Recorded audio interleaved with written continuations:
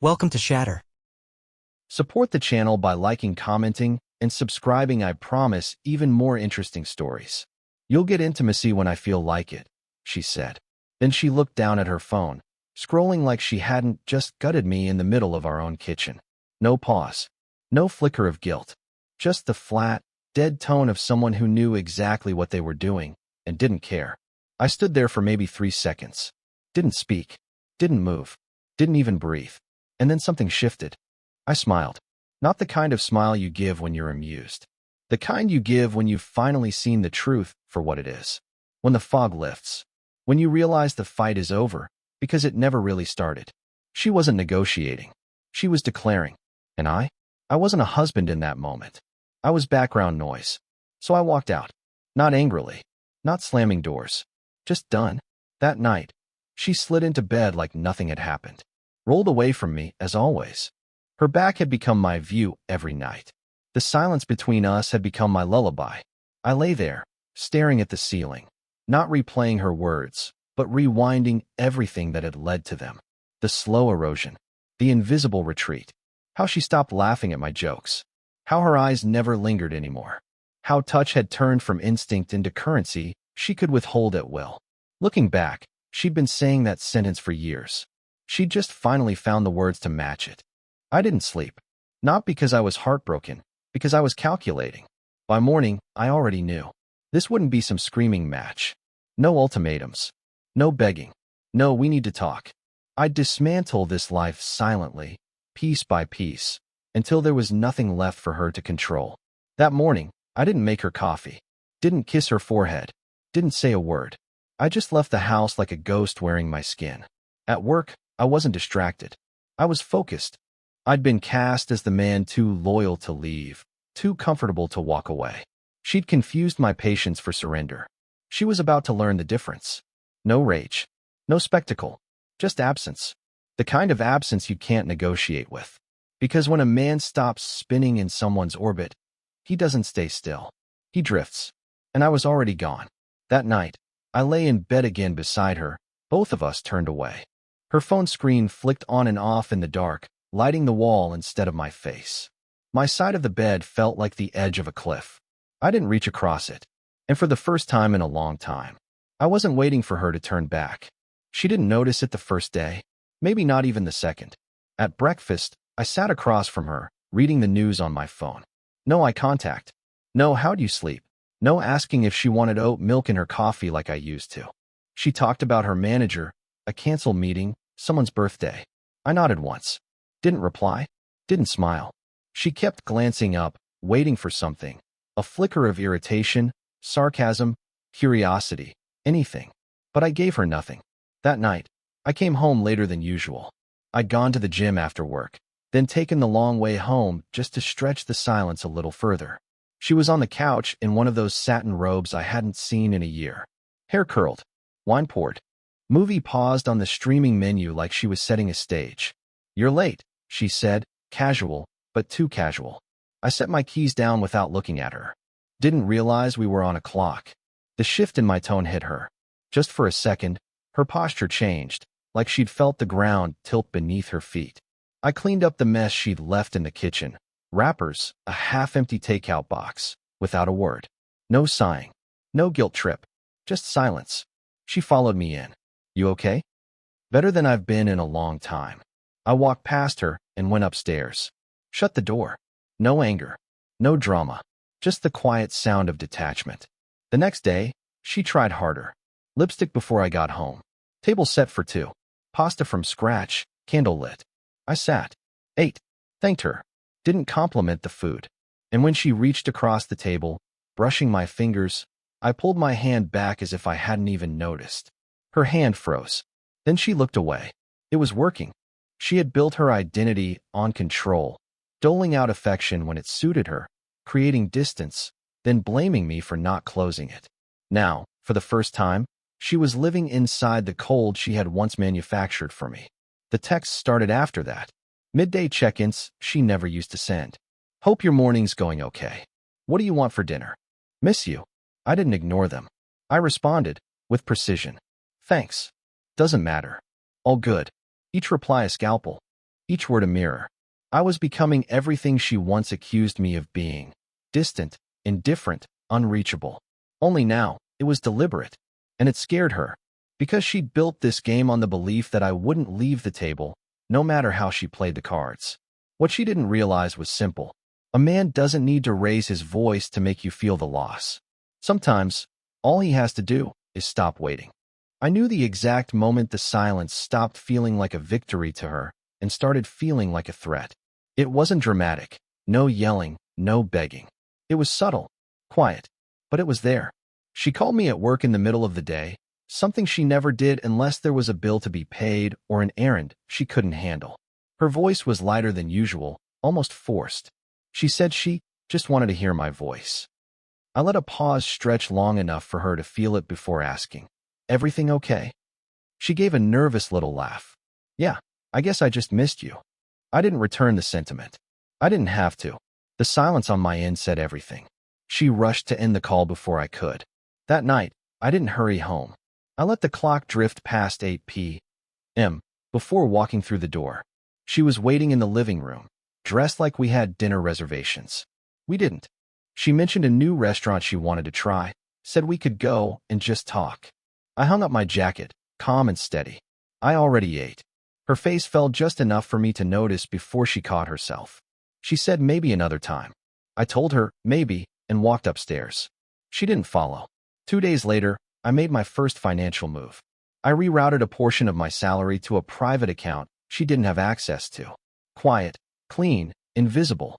I canceled a few subscriptions she thought magically renewed on their own. Streaming services, premium apps, things I'd been paying for without a word. That evening, she tried to log into one of them and found the account closed. She called out from the living room that something was wrong with it. I didn't answer.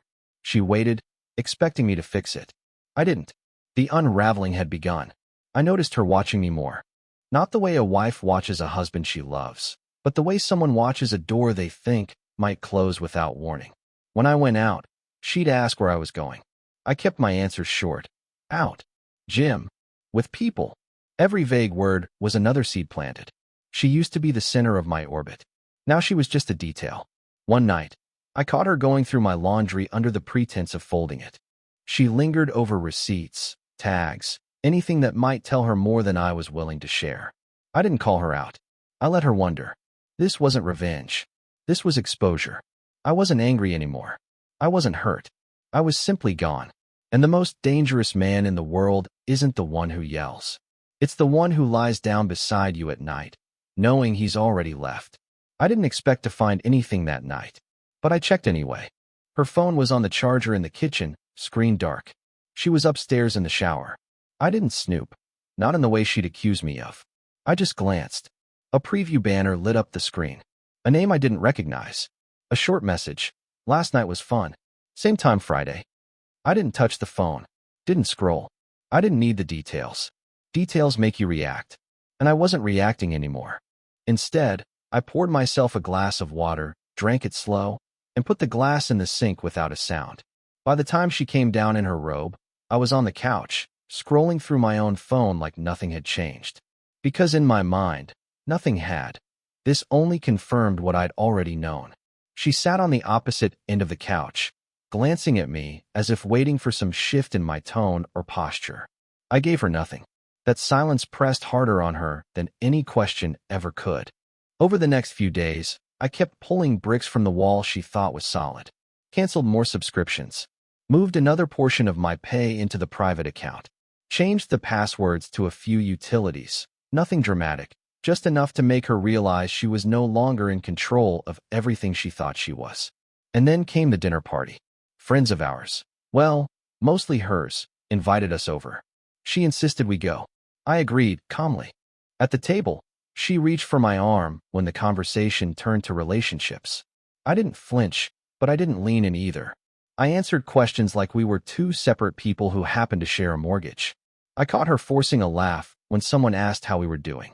She didn't want to say fine too quickly, didn't want to say good without conviction. She was trapped in the gray area I'd created. Back home, she poured herself a glass of wine and sat across from me at the kitchen table. She started talking about how busy she'd been, how stressed. I let her speak without interruption. When she trailed off, waiting for me to bridge the gap, I simply said, "We're all busy," and stood up to rinse my glass. Her eyes followed me, confused, searching. That's when I saw it, the first real flicker of fear. She couldn't name what was happening yet, but she could feel it. And that's the thing about a silent exit. They never see the door closing until they hear the lock click from the other side. It started small, little slips in her carefully curated calm. She began hovering in doorways when I was on my laptop, pretending to be looking for something. Her questions became indirect, masked as casual curiosity. "What time did you get home last night? Who were you talking to earlier?" She never asked directly, but I could feel the edge under each word. I gave her nothing solid to grab onto. My answers were short, harmless, and completely unhelpful. Late. A friend. Just out. Every vague response was another thread pulled from her control. One evening, she cooked dinner, something she hadn't done in months. It was elaborate, the kind of meal she used to make early in our marriage. I thanked her, but didn't linger at the table. I ate, cleaned my plate, and went upstairs without offering to watch a movie or have a drink together. I could feel her eyes on my back as I walked away. The next morning, I left earlier than I needed to. Sat in my car with coffee, letting the quiet sink in. That's when I noticed her car still in the driveway, though she should have been at work. Through the window, I saw her sitting on the couch, phone in hand, staring at the screen without scrolling. That wasn't boredom, it was calculation. She was trying to figure out how to fix something without admitting it was broken. That night, she tried again, this time with nostalgia. She came into my office holding an old photo album, one from our early years together. She sat on the edge of my desk, flipping through pages, commenting on trips, dinners, moments we'd shared. I nodded, smiled faintly, and went back to my work. Her voice faltered. She closed the album and left without a word. The shift was complete. She was reacting to me now, not the other way around. She couldn't steer the conversation, couldn't provoke an argument, couldn't draw me into the roles we used to play. Later that week, I overheard her on the phone in the kitchen. She lowered her voice, but not enough. "I don't know what's wrong with him. He's just different. Cold. I can't read him anymore." I smiled to myself. That was the point. She had spent years creating distance whenever it suited her, using it as leverage. Now she was drowning in it. And here's the truth she didn't know yet. Once a man learns to live without you, there's no reason for him to come back. By the third week, she wasn't hiding her unease anymore. The little performances, the cooking, the sudden nostalgia were gone. Now she hovered closer, studying my movements like a detective trying to piece together evidence. One night, I came home late again. I'd stopped for a quiet dinner alone at a small steakhouse she didn't know I liked. When I walked in, she was sitting at the kitchen island, wine glass in hand, the bottle already half empty. Her voice was casual, but her eyes were sharp when she asked, "Where were you?" I hung up my coat without looking at her. "Out." "With who?" she pressed. I let the silence stretch before answering. "People." Her jaw tightened. She wanted details. She wanted to feel like she still had a right to them. But I kept moving, checking the mail as if her question hadn't mattered. That weekend, I withdrew more money from our shared account, just enough for her to notice. I knew she checked the balance regularly. By Sunday morning, she was pacing the kitchen. "Did you take money out?" she asked. "Yes." "Why?" I shrugged. Figured I'd keep a little extra on hand. Then I walked past her, coffee in hand, leaving the question hanging in the air. The power she'd once had over my attention was slipping fast, and she knew it. On Monday, she tried to reassert control. She showed up at my office during lunch, claiming she was just in the area. She brought takeout from my favorite place and set it on my desk like a peace offering. I thanked her, but told her I had a meeting. She stood there for a few seconds, waiting for me to invite her to stay. I didn't. That night, she didn't touch her dinner. She sat across from me in silence, her eyes searching for something. Anger, jealousy, regret. I gave her nothing. It was the first time I saw her mask truly slip. Not in anger, but in something deeper, uncertainty. She had always known exactly where she stood with me. Now, she couldn't tell if I was 2 feet away or already gone. She used to keep me in check with a combination of coldness and crumbs of affection. But that game only works if the other person is still hungry.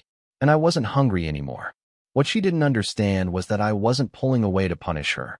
I was pulling away because the man she used to know was already out the door. He was just taking his time shutting it. By the fourth week, she'd abandoned subtlety altogether. One evening, I came home to find her in the living room with her hair done, makeup perfect, wearing a dress I hadn't seen since our first anniversary. The kind of thing she used to wear when she wanted all eyes on her. She was holding 2 wine glasses, the bottle already breathing on the table. She smiled, too wide, and said she thought we could have a night in just us. I sat down across from her, took one sip, and asked about the power bill. Her smile twitched. She tried steering the conversation back toward memories, vacations, anything warm. I let her talk, offering only nods and short answers until the silence finally swallowed the room. She excused herself to check on something upstairs. I stayed exactly where I was. The next morning, I caught her scrolling through my phone on the kitchen counter while I was in the shower. She froze when she saw me, then tried to hand it back like nothing had happened. I took it without a word, unlocked it, and placed it in my pocket. She wanted a reaction. I gave her none. That day, I moved the last of my personal documents into my office at work. Bank statements, insurance policies, copies of the deed. All things she'd taken for granted I'd keep at home. I didn't hide what I was doing, but I didn't announce it either. By the end of the week, she was sending me more texts than she ever had during our marriage. Random updates. Photos of dinner she'd made. The cat sleeping in a sunbeam. I responded to each with polite detachment. Nice. Looks good. Okay. It wasn't cruelty. It was clarity. Then came the night she broke the pattern. She asked me directly if something was wrong. I told her, nothing at all. And for the first time, I think she believed me. And that scared her more than any admission could have. Because there's something devastating about realizing the other person isn't angry. Anger means there's still a fight to be had. Calm means the war is already over, and you were the last to find out. She was losing the script she'd been reading from for years. The cues no longer worked.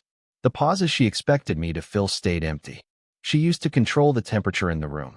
Now, she was standing in the cold I'd stopped trying to warm. And the thing about cold is, it doesn't need to chase you. It just lets you freeze where you stand. By the 5th week, the distance was no longer something I was creating. It had become its own living thing, quiet, steady, unshakable. She had stopped asking where I was going, stopped trying to reel me back in with dinners or memories. Now, she just watched me. Not the way someone watches a partner they love, but the way someone watches a storm they don't know how to prepare for. One night, she came into my office while I was paying bills. She leaned against the doorframe, arms crossed, and said she felt like we were slipping away. I didn't look up from my laptop. We've been gone a long time, I said. She stood there for a few seconds, waiting for me to soften, to invite her in. I didn't. Eventually, she left without another word. The next day, I closed our shared credit card account. I'd been the one paying it off for years, covering everything from groceries to her online orders. By evening, she'd found out. She held up her phone and told me the card wasn't working. I told her calmly, "It's not our card anymore." Her mouth opened, but no words came. She set the phone down slowly, like it might break in her hand. That weekend, I started packing things, not in boxes she could see, but in subtle ways. My clothes were moved into the guest room closet. My toiletries shifted to a small travel bag I kept in my car. Important files, spare keys, a backup hard drive, all gone from the house. She didn't notice at first. Or maybe she did, but she didn't want to believe what it meant. Then came the moment that sealed it. I came home late on a Thursday, the house dark except for the kitchen light. She was sitting at the table, wine glass untouched, eyes fixed on the doorway like she'd been waiting for hours. She asked if I still loved her. I didn't hesitate. Not like I used to. She blinked, but stayed silent. I poured myself a glass of water, drank it, and walked upstairs. No yelling. No slammed doors. Just the steady sound of my footsteps leaving the room. By the time I reached the bedroom, I knew there was no turning back. She might have thought she still had time, that with the right words or the right moment, she could pull me back in. But the truth was simple. I wasn't hers anymore, and I never would be again. By week 6, she had stopped pretending. There were no more dresses, no more cooked dinners, no staged conversations. She moved through the house slowly, like each room carried the weight of something she didn't want to face. The only time she spoke was to ask about things she could no longer control: bank accounts, schedules, bills. I answered with the same measured calm I'd been using for weeks. She was unraveling in silence, and I let her. One evening, I came home to find her in the living room, surrounded by unopened packages, online orders she'd made out of habit, maybe to distract herself. She was sitting cross-legged on the floor, staring at them instead of opening them. I asked nothing. She said nothing. The next morning, she tried again to close the gap. She made coffee for both of us, something she hadn't done in years. She placed the mug next to me at the table. I took a sip, nodded once, and went back to reading. She didn't touch hers. That night, I moved the last of my things out of the bedroom. My side of the closet stood empty. My nightstand was bare. I slept in the guest room without an explanation. She didn't come looking for me. 2 days later, I noticed her watching me from the kitchen window as I loaded my car in the driveway. She must have seen the suitcase in the trunk. When I came back inside, she was sitting at the table, hands clasped. "Are you leaving?" she asked. I stood in the doorway. Eventually, she swallowed hard but didn't push for a timeline. From then on, she avoided me, like if she didn't hear the details, the truth might be less real. But the air between us was already thick with it. Every sound in the house felt louder. Every silence, heavier. On Sunday, she stayed in bed until the afternoon. I went about my day as if she wasn't there: gym, errands, dinner alone. When I came back, the bedroom light was on, but the door was closed. I didn't knock. I think that's when she finally understood. This wasn't a fight I was going to come back from. There would be no grand apology, no dramatic reconciliation. I wasn't building a life without her to prove a point. I was doing it because the version of me who once needed her didn't exist anymore. And in that moment, the balance of power wasn't just tipped, it was gone. There was nothing left for her to hold on to. By the 7th week, my decision wasn't just made, it was executed. I had a new place lined up. The lease was signed. Utilities transferred. The movers were scheduled for a weekday morning when I knew she'd be at work. My life was already outside these walls. I was just walking through the final days like a guest in my own home. She didn't know. Not yet. But I think she felt it. The night before I left, I made dinner for one. Ate at the table in silence while she sat on the couch, scrolling through her phone but not really seeing anything. She kept glancing at me like she wanted to say something, but the words wouldn't form. I didn't ask. When she finally spoke, it was quiet. "I miss how we used to be." I finished my meal, rinsed the plate, and said, "So do I." But that's gone. Then I walked past her without looking back. The next morning, I woke before sunrise, packed the last of my clothes, my laptop, the small box of things that actually mattered to me. The movers arrived right on time. They worked fast, carrying my life piece by piece out the front door. She still wasn't home. By the time her car pulled into the driveway, the truck was already loaded. She stepped out, confusion giving way to panic as she saw the empty spaces through the windows. She came inside, voice tight. "What is this? What's happening?" I stood in the entryway with my keys in hand. "I'm leaving." Her eyes searched mine, looking for the version of me she used to know, the one who would stay, argue, try. But he wasn't there. "You can't just walk out like this," she said, her voice breaking. "I already did," I replied. I set my house key on the table. She stared at it, as if touching it might change the outcome. There was no shouting, no begging. Just the sound of her breathing unevenly in the quiet space between us. I opened the door. The sunlight was sharp, the air clean in a way I hadn't felt in years. I didn't tell her I wished her well. I didn't tell her I'd be fine. She didn't deserve either. Instead, I gave her the one thing she had never expected from me: silence. And as I stepped outside, I left her standing in a house that felt emptier than the day we bought it. Because she had been right about one thing. Intimacy is given when you feel like it. And I would never feel like giving it to her again. What would you have done in my place? If the story hit you, leave a like. And don't forget to subscribe. It only gets stronger from here.